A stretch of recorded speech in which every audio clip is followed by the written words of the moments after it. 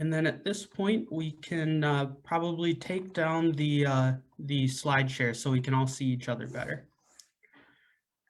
Mark with Cedar Inn and Blue Earth was the first to raise his hand, so I will have him start us off by talking about his side hustle. Good morning. I run a seasonal restaurant and a car wash. The car wash goes year round, but the restaurant is closed in the winter.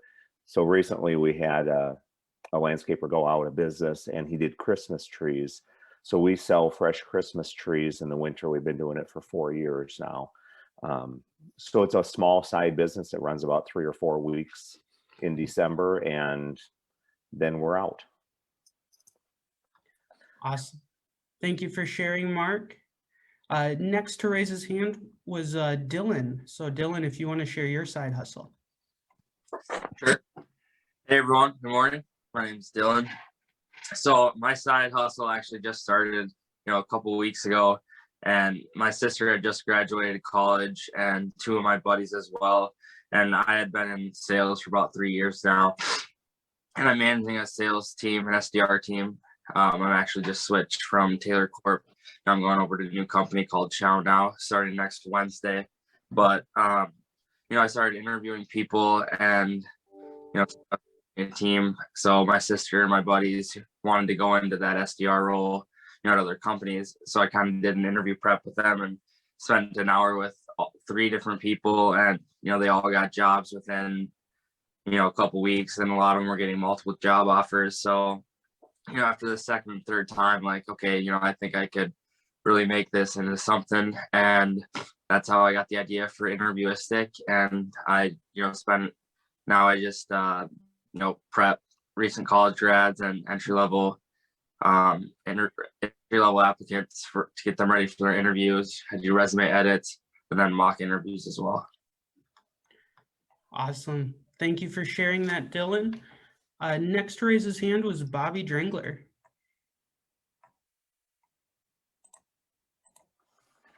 Bobby, you are still on mute. Yeah, there I go. There we go. In 2021, I got into publishing. During the Obama administration, the FCC changed the laws entirely on publishing. In other words, crowdfunding. So Indiegogo has popped up and a lot of crowdfunding efforts. And so what we did, there's a company that we put together that represents the materials that we created back in the 60s and the 70s on John Denver. And we published a book called Young John Denver. And that book we put on Indiegogo, and just to raise enough money to get into the publishing world of publishers. And then we found out that how Indiegogo works and how publishing companies work. Now, that was really a mind-opening experience, and what a journey we've been on, because all of a sudden we found out that we're capable of taking a ground-up operation all the way through the stock market legally today, just through crowd publishing. So I suggest anybody that's got any publishing ideas or a new idea to explore all of the new crowdfunding efforts. Awesome. Thank you, Bobby. Bobby, I've known you for almost a year now, and I wasn't aware that you had gotten involved in publishing, so that's good to learn. I know we have a couple of other people here who have side hustles. Just checking to see if any of you would like to share what you're working on at this point.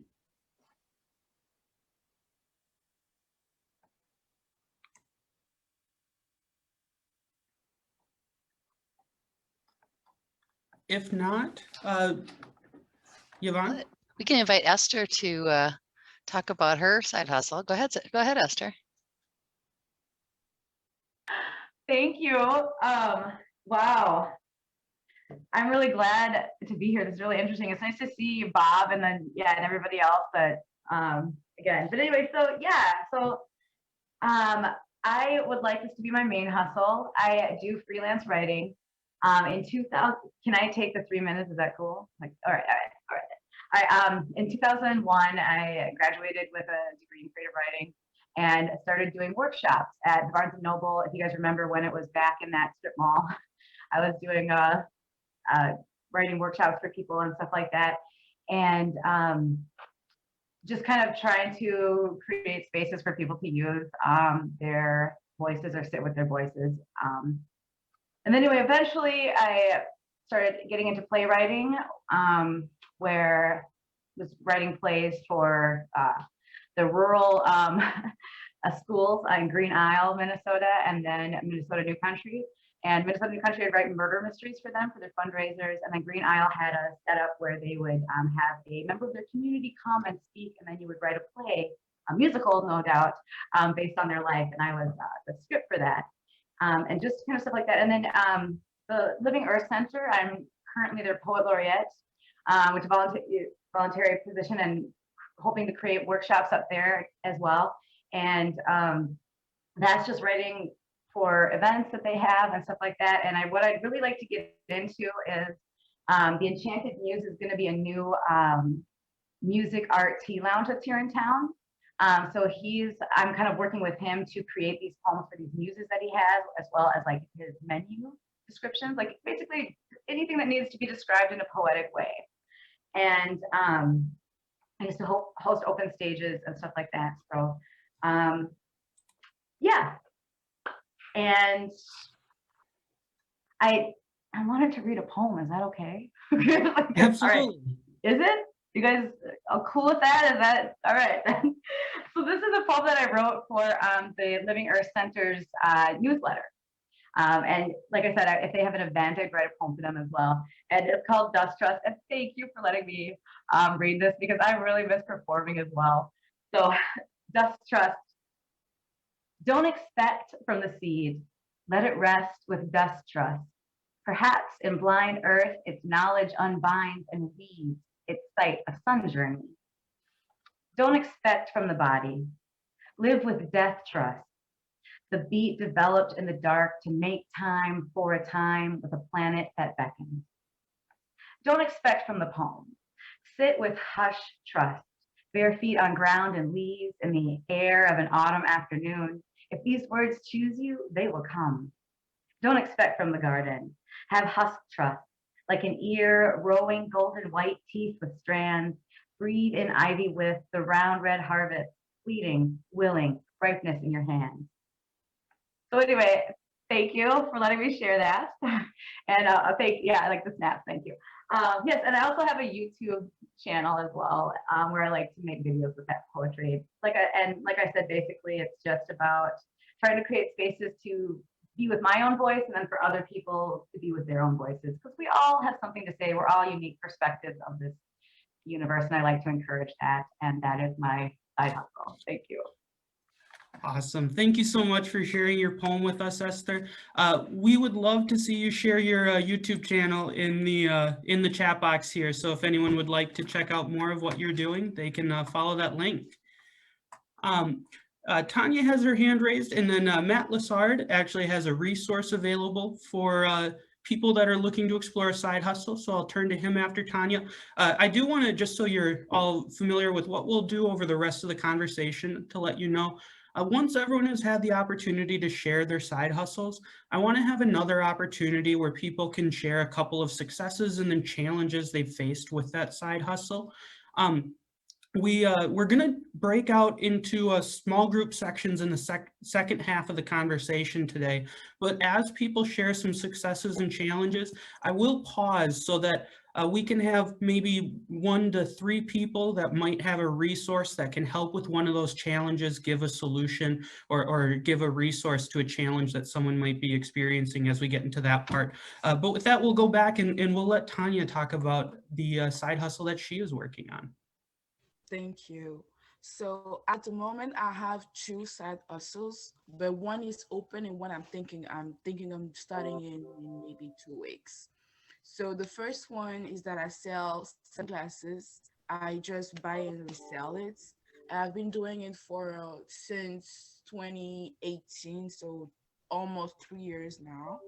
And the other one that I will start in like 2 weeks is the waste beads productions, which I will be doing myself with African beans that I take back home, which is, sorry, which is in West Africa and in here as well.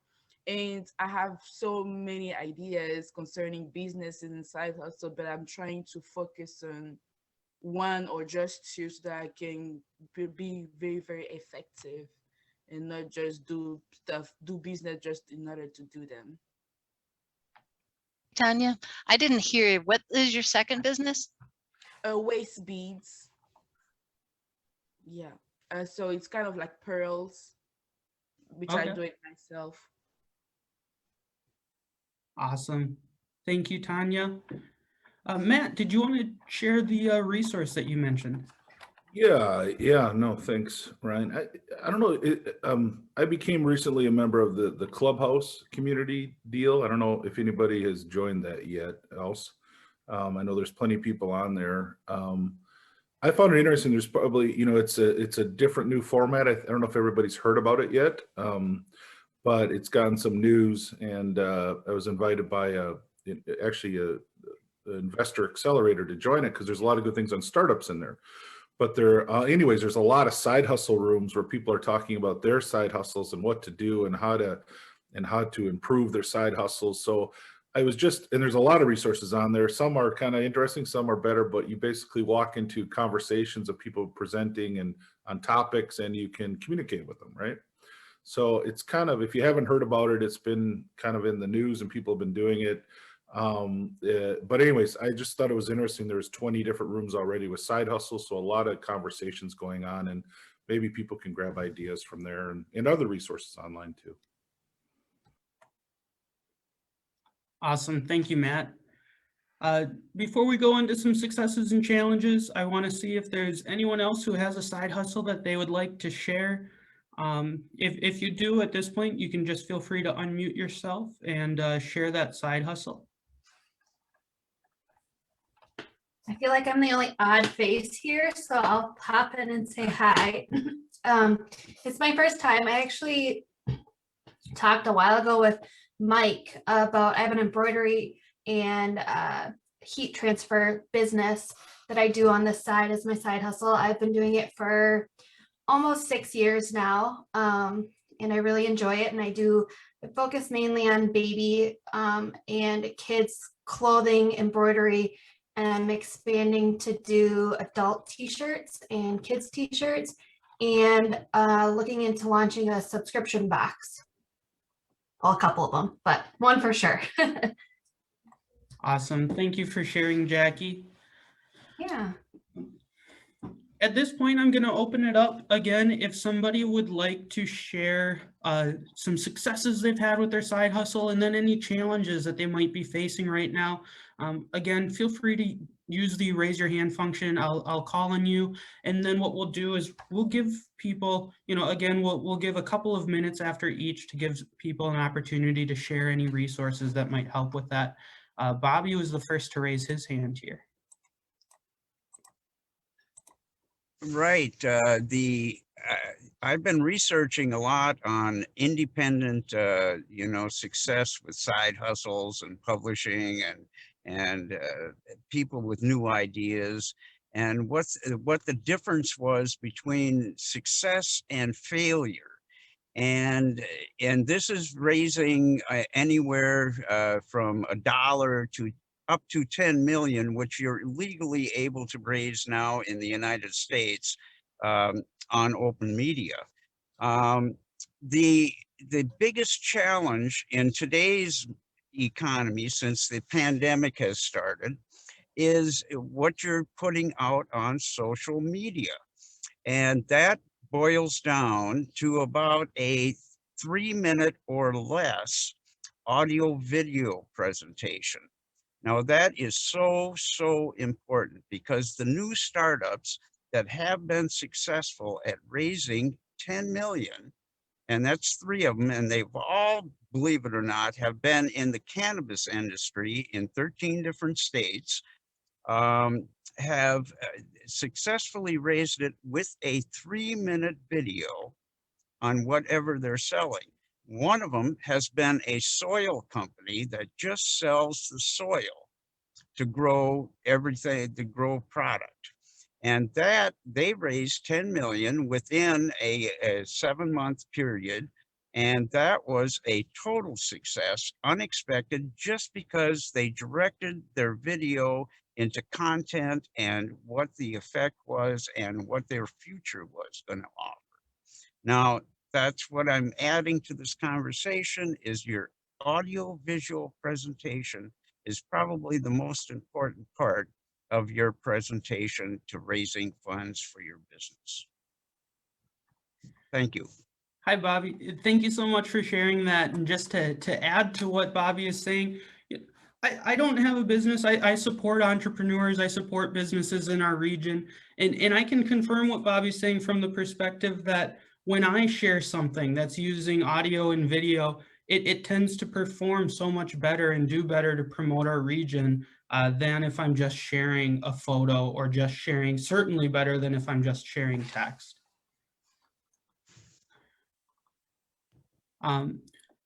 Just looking to see if anyone else has either a question for Bobby to expand on what he shared, or if no one has questions for Bobby, if someone else has a success or a challenge that they would like to share regarding. Oh, Esther has her hand raised.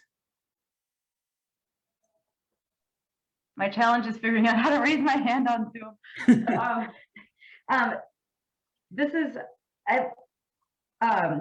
probably more subjective challenges and stuff, but so I think one of my successes was just being brave enough to send my stuff to like bigger, national stuff. Like I sent it to my plays to this company called Little Black Dress Inc.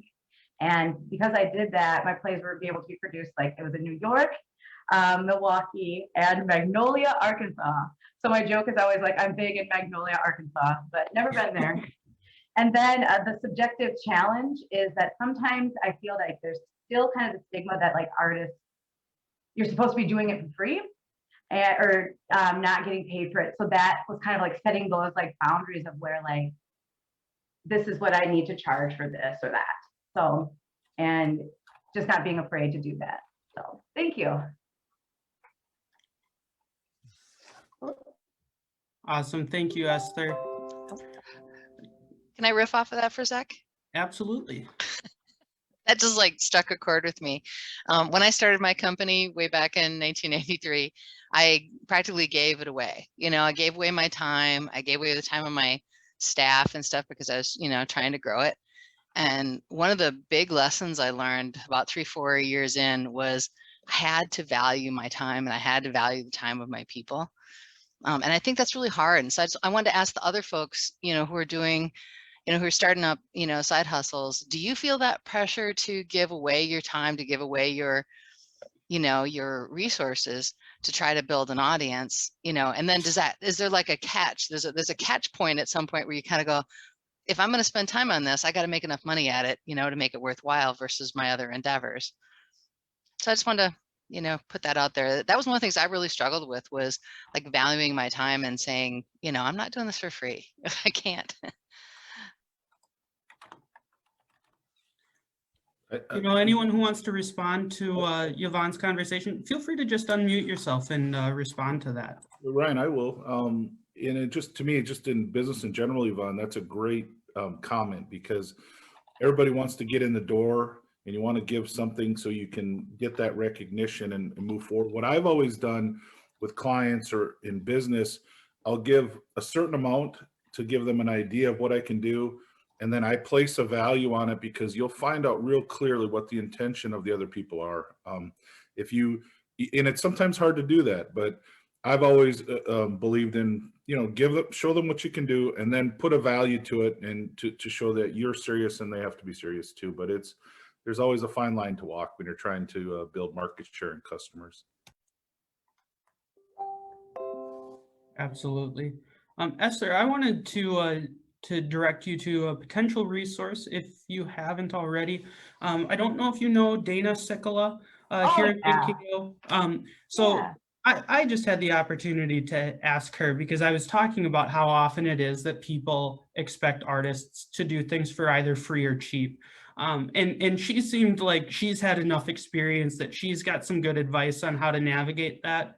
And then Yeah. also she does a really good job of, you know, if you don't have people paying you, have the state of Minnesota pay you.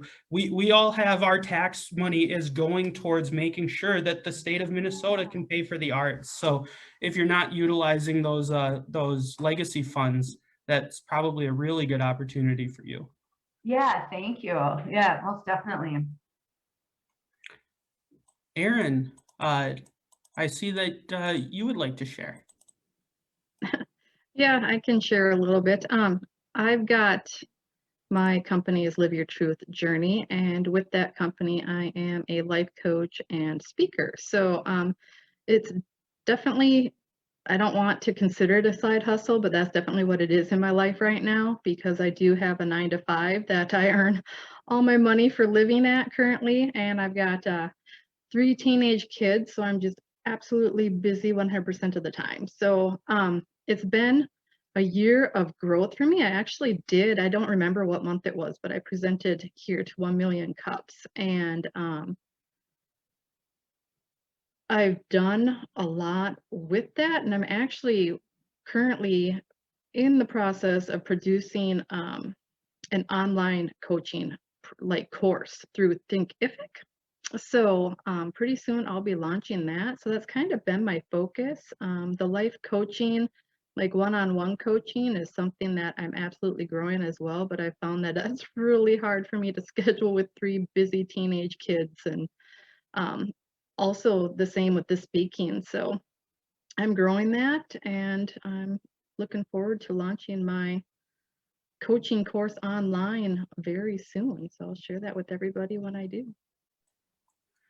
Awesome, Aaron. Thank you so much for sharing that. Really exciting to hear about this upcoming development for you. You know, I didn't have that planned, but that raises another question for the people that have shared their side hustles today. Do any of you have anything exciting coming sometime in the near future that you would like to share with the group?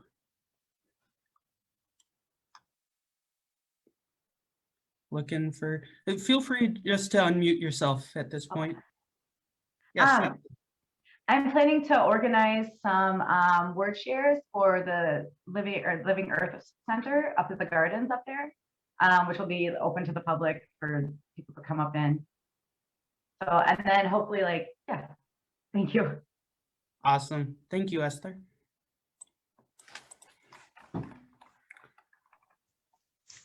Okay.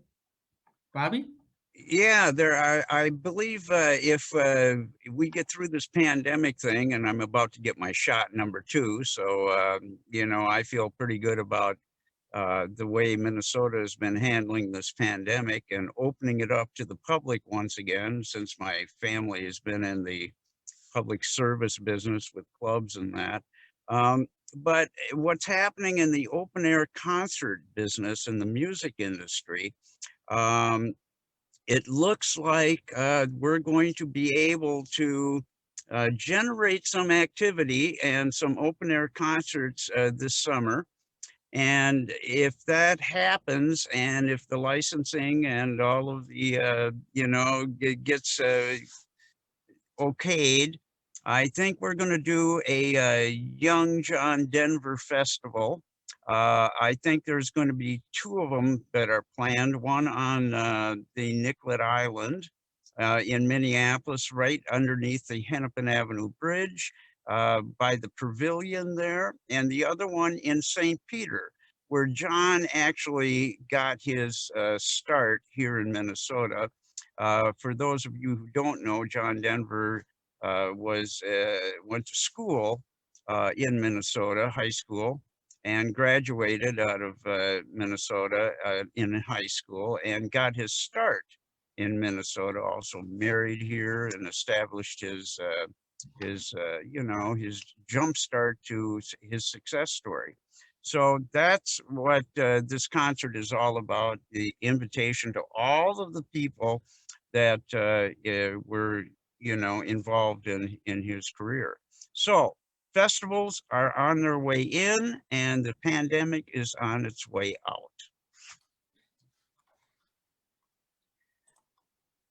Favi, thank you for that exciting update. I think we're all looking forward to that one. So really exciting to hear you share that.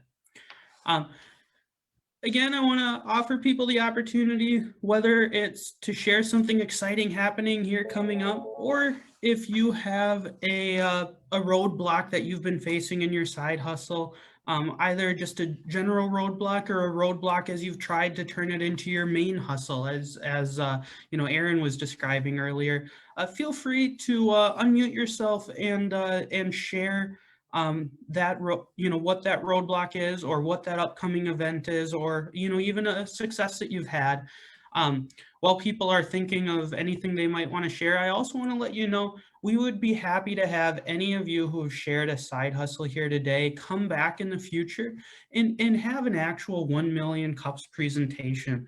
Again, for those that haven't been with us before, what that looks like is we give you 6 minutes to share the story of your business.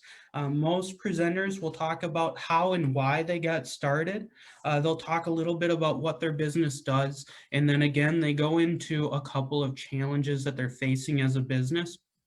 And the people that join in the audience have always done a really good job of helping make sure that presenters get some connections and resources. We've been doing some polling recently, and we found that 86% of the people that present said that they found a way to improve their business because they presented at a 1 million cups event. So love to have any of you back. And if you're not ready to present again, we want to see your faces again in future weeks.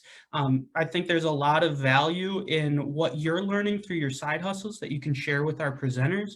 And I think there's a lot of value in seeing what our presenters are experiencing as most people have turned those, or many of those have turned them into their main hustle. So you can get an idea of what that might look like for you. With that, I'll quick turn it back, and I'll see if anyone has anything more they'd like to share regarding successes or challenges.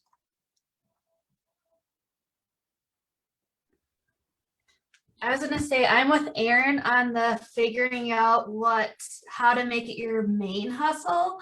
Doing a lot of like research and figuring out like over the past years what you've done and how much time it takes to create your products. Because for me, mine are physical products, and is wholesaling the best? Is it doing it yourself the best? And making sure you have that steady income, as well as balancing time with family and business and all of that. So I totally understand where Aaron's coming from with that. And that's why my side hustle has stayed a side hustle for 6 years, because I don't want to take that leap of faith and worrying about, am I going to have enough every month? Mm-hmm.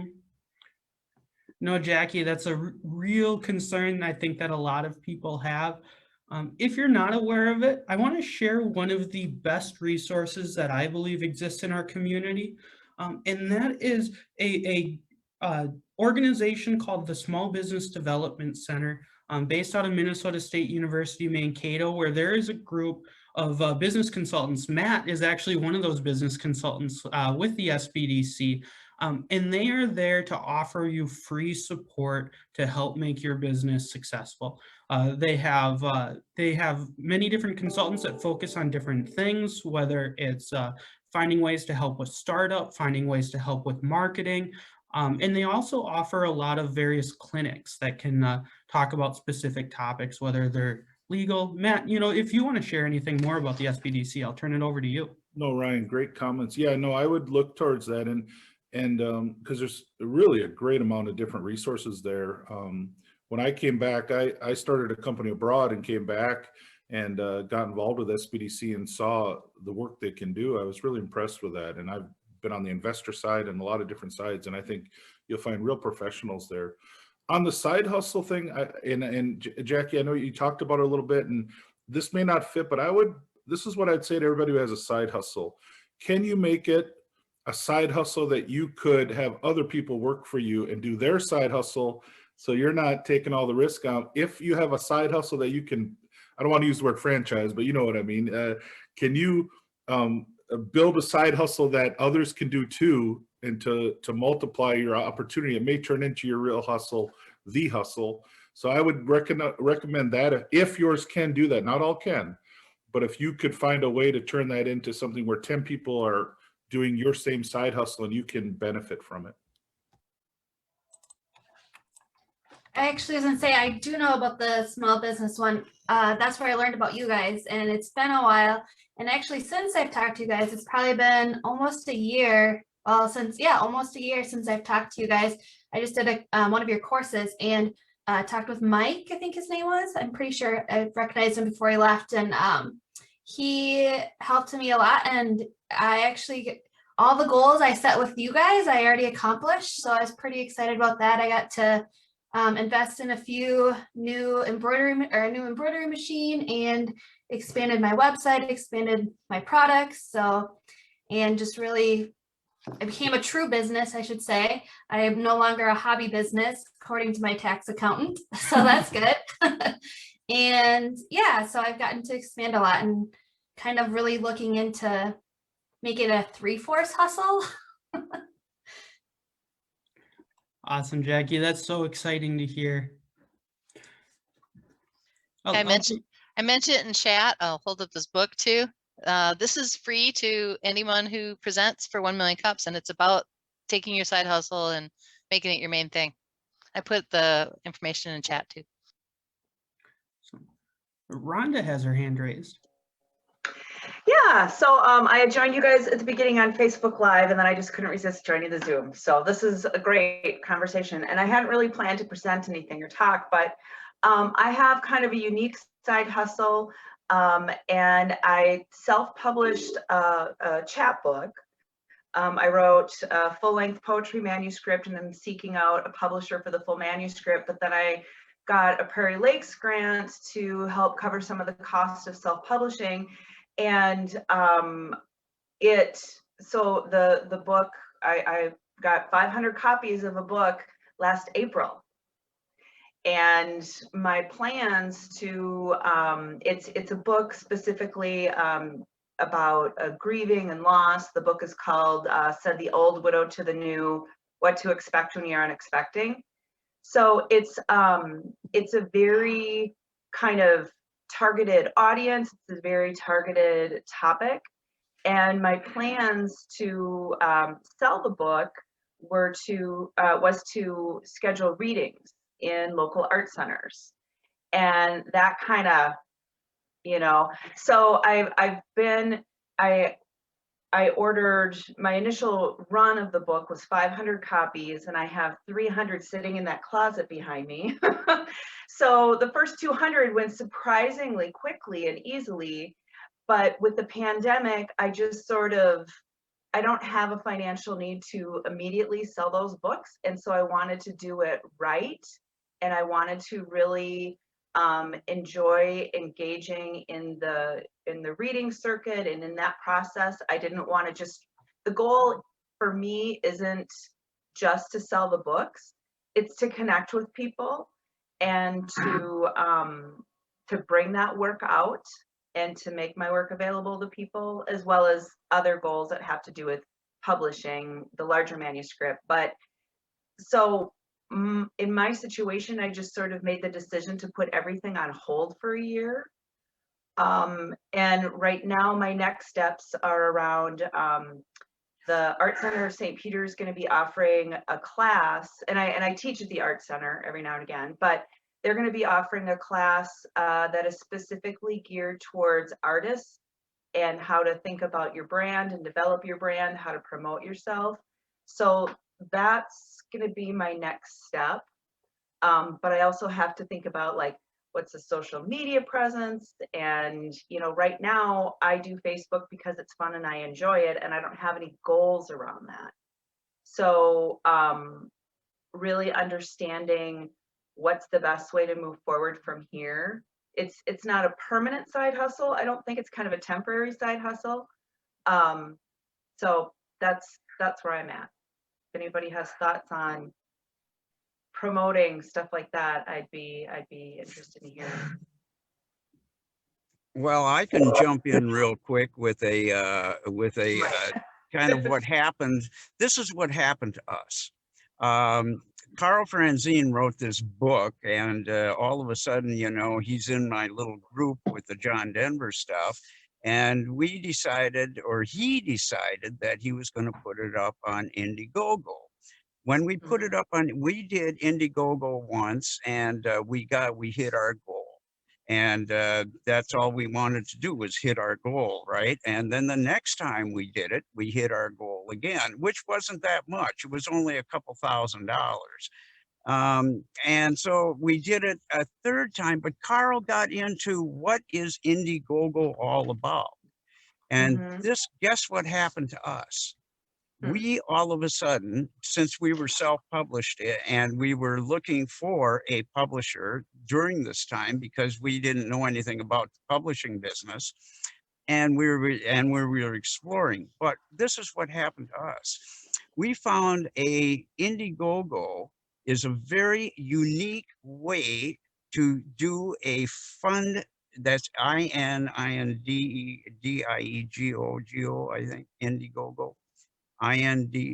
But so anyway, what's happened to us is that we found that Indiegogo, when you become on a low, like 100 books or 500 or 50 books or 20 books, whatever that goal is, after, if you have 1 or 2 or 3 successes, all of a sudden you become permanent. So all of a sudden, all the permanent, your books are going with absolutely no effort on your part. I mean, you're just out there to the world. But let me emphasize one more time, you have to have a very good audio-visual presentation about what your book is all about. I mean, you're not on there live, you're having somebody else speak for you, or you're speaking. I would suggest having a professional little glitch done, or an edited glitch, you know, like ordinary authors, they usually get an edit done by somebody else. Yeah. I'll check that Good, out. but very good. Yeah, I understand what you're going through with your 300 books in the closet. Yeah. I know. I don't need that many paperweights. No, and by the I way, got some paper to weigh down my paper. we also found a company that will do them one at a time. Okay.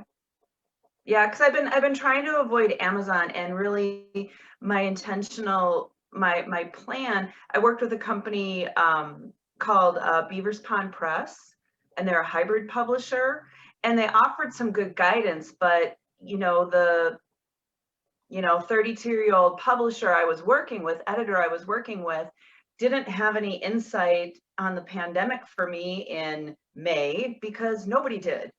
Right. You know? And publishers are publishers. I mean, they take a huge chunk of, Well, the Beavers Pond is a different situation. So I paid an out-of-pocket price for basically project management. You know, here's somebody who knows all of the points in the publishing process and when it's time to do this, and connected me with the interior designers and all of that stuff. So I was paying I was paying for her relationship with the physical publisher and for her knowledge of the publishing process.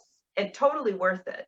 But as far as now, what do you do? I mean, I intentionally avoided Amazon because I didn't want to take that route. I wanted to connect with people who were grieving or knew someone who was grieving. I wanted that experience as an artist for myself. As much as you can accomplish that experience through crowdfunding. All right. I will look at this resource. Thank you. Yeah, it's a nice one. And if you need help, please get a hold of me and I'll put you in touch with the guy who actually did the dance. Okay. Thank you. Thank you, Bobby. Just checking to see if anyone else had any sort of resource they wanted to share with Rhonda. I put my information in the chat for you, but basically with your Facebook, I know you do you have a group there that you already connect, like a private group that's just for, So create a private group, because then you can grow it. Because I went in with 3 other designers and we had over almost 10,000 people in our group that we reach as our customers and work on it.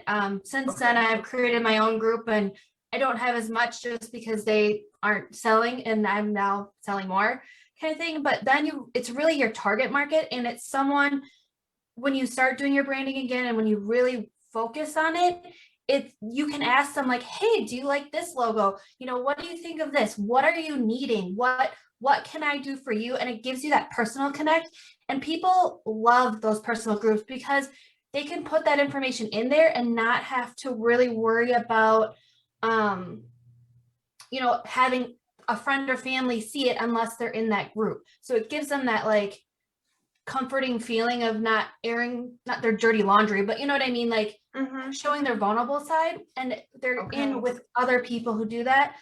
We lost my brother about 6 years ago, and I know my sister-in-law loved those support groups and loved having someone who understood what it was like talking to someone. Because you know, I never lost my husband. Like, I lost a brother, I didn't lose a husband. So for that, it's completely different of what they want, what we need, I guess, as support. And we're different people of the level of support that we need. And the other thing I suggested was a subscription box. I'm kind of big onto this right now because you could put your book in there along with like a few self-care items and really market it to the people, like a blanket or a picture frame or a candle or whatever it is. Bath. Yeah. A bubble, yeah, a bubble bath, something that you know that people who are grieving really, really enjoy, and make it, you know, market it as, okay, I want, you know, market it for giving it as a gift, because so many people don't know what to do for people who are grieving. They don't know what to say, they don't know what to do, they don't know what to give, you know. And if you market it as a gift, or even treat yourself, you know, it's okay to treat yourself in this time. It's okay to take that time to take a step back and do whatever you need to do. You know, I think that would really help you with that. And you can then put your book in there, and then they can recommend it to others. So it's a good social, like, marketing too. Because they'll be like, oh, I just got this book with this kit, I love it, yada, yada, recommend it to others, show where else you can buy it or give it as a gift, either as the box or separately with just the book. And you can do that a monthly, weekly, quarterly, and get new items each time and just kind of build on what they need through their grieving process. Interesting. That's my 2 cents. Yeah, thank you very much. Awesome. Becky, can I find you on Facebook? Like, as an individual, can I find you on Facebook? Yeah. Okay. Yeah. All right. Awesome. Thank you for that suggestion, Jackie.